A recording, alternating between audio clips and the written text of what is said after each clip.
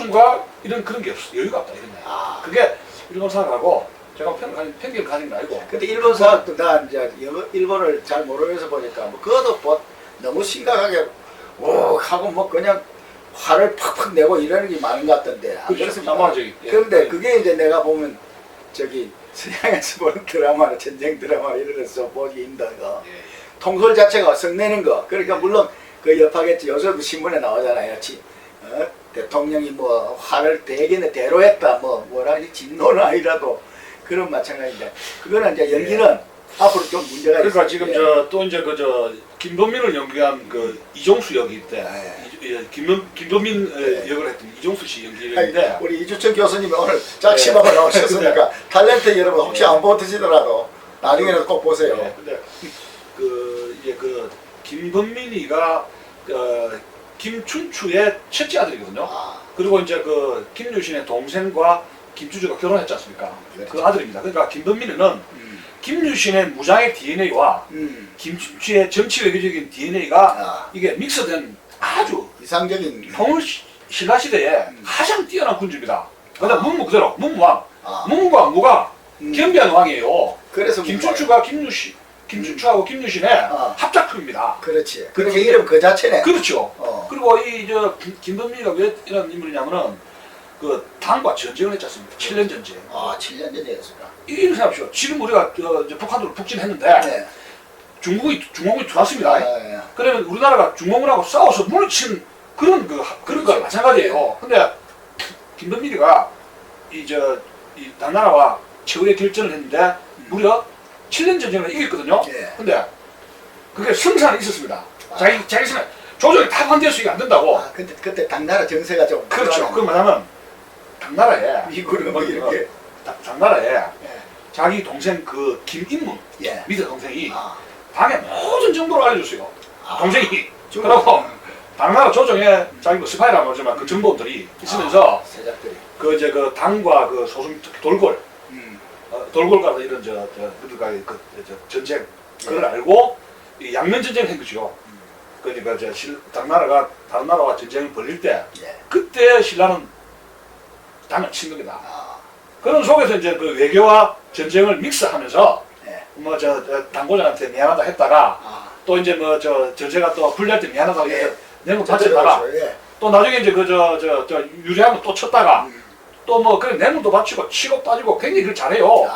그래서 이 김범민 왕이 그 한문으로 문장으로 이제 그 당고장한테 보내는 이런 저런 거 보면요 깜짝 놀랍니다.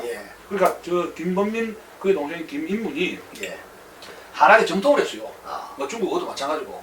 그리고 아버지가 이 집안을 그 당에 대한 전문가를 만들었어요. 첫째 아들, 둘째 아들. 그것이 이제 통일 운동력이죠. 그러면 우리나라가 지금 중국 그 전문가들 누가 어디에 있냐 이런 얘기예요. 그런 문제에서 크고 또 지금 최근에 보니까 요번에 좀 부각된 것이 김범문과 김인문이 그 김유신과의 친달파 문제가 완전히 심하거든요. 그러니까 이제 이 김유신이 명장인데 고구려 정벌의 당군과 협조를 안 했습니다. 병이 아프다는 핑계로 끝까지 정신 안 나갑니다. 그렇지. 왜냐하면 김유신을 볼 때는 백제가 멸망되고 나서 이 당나라 군사 행포가 이를 말할 수가 없었어요. 그런데 분명히 고구려를 멸망시키면 당나라 군대는 신라로 쳐들어온다는 이야기입니다. 그래서 못 도와주겠다 이런 한 겁니다. 그랬는데 이제 그 몸이 아프다 해서 못 가고 결국은 평양성을 함락시키는데 김민문이가 직접 평양성 가가지고 당과 협조해가지고 무너뜨리게 되는 것이죠. 근데 이제 김민문이가 염려한 게 당나라의 외교 정책 문제로 형하고 항상 갈등을 합니다. 그런데 자기 엄마가 서로 화해 속에서 극한적인 그 골육상쟁, 연개소문 아들들 있지 않습니까? 골육상쟁으로 망했지 않습니까? 그 꼴을 보니까 그 현명하게 어머니가 그걸 두 사람을 화해시켰어요. 실제로 그거는 했어요. 그래서 그럼 어떻게 되냐? 김인문이가 서랍을 있으면은 골육상쟁 가능성이 있지 않습니까? 왕위를 찬탈하거나 자기가 죽거나. 그래서 이 사람이 말년에는 당고종의 총애를 받았어요. 뭔가 당나라 이제 말을 잘해요. 그러니까 중국에 가 중국에 가서 말년을 보내면서 나가가지고. 그 신라하고 싸움 말리고 또 정보를 갖다 주고 그렇게 하면서 또 참 이 역할이 좋았는데 우리나라 역사에는 좀 잊혀진 인물이 됐죠. 아, 굉장히 그렇구나. 그 훌륭한 인물입니다. 예. 그리고 이 드라마에서 그런 것도 좀 부각시키면 좀. 네, 그렇죠. 그리고 이 김범문, 김인문 이 두 사람은 뭐 정치도 그 저 달인이고 전쟁터에 나갔다 내도 이렇게 대병력을 이끌 수 예. 있는 그런 것이 어릴 때 예. 그 정치 외교 군사를 하나입니다. 같이 했습니다. 로마 제국이 그랬지 않습니까?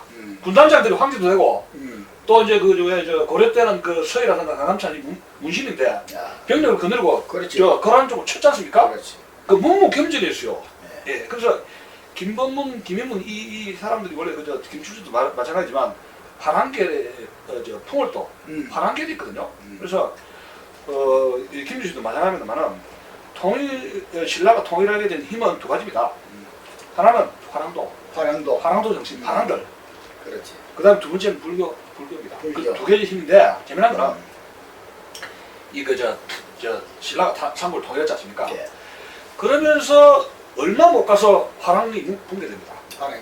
이제 김도롬의 반란이라든가 이렇게 해가지고 그래서 이제 화랑도를 갖다가 저 완전히 제거를 해가지고 토사구 방식으로 제도를 없앴다가 몇 명만 유지하면서 거의 그렇습니다. 그러나 이제 그 신라가 통일신라가 된 과정에서의 그 아주 저 세수곡의 임전무태 그렇지. 그런 용맹한 그런 기상이 상부정신이죠. 예.